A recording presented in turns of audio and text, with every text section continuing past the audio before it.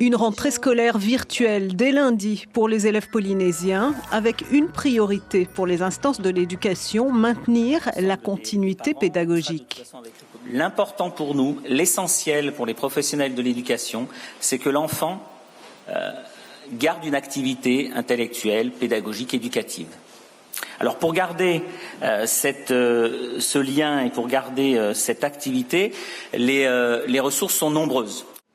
Le numérique en l'occurrence pour les familles disposant du matériel à la maison, avec notamment la collaboration du CNED. Mais quid des foyers qui n'ont pas Internet? Comment éviter que l'écart se creuse entre les familles qui pourront faire la classe à la maison et les autres? Notre réflexion avec monsieur les inspecteurs du premier et du second degré, la DG2E, le vice-rectorat et tout le monde éducatif va porter justement sur les 10% de ces familles qui n'ont pas accès à Internet.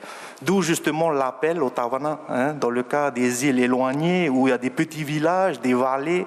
Vraiment, qui mieux que le Tawana pour pouvoir apporter le dossier pédagogique papier ou toute autre forme. Nous faisons appel aux communes et au Tawana. Je sais qu'il y a beaucoup d'inspecteurs et de chefs d'établissement qui ont déjà pris contact avec les Tawana pour faire en sorte que ces livrets papier pour les élèves qui n'ont pas de connexion Internet, je précise, pour les élèves qui n'ont pas de connexion Internet, que ces livrets puissent être distribués par la mairie, par le Moutoy.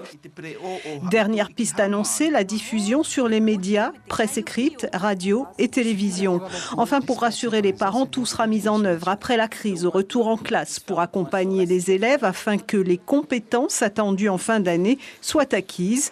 Quant aux examens, la Polynésie appliquera les mesures annoncées au niveau national par le ministre Jean-Michel Blanquer d'ici quelques jours.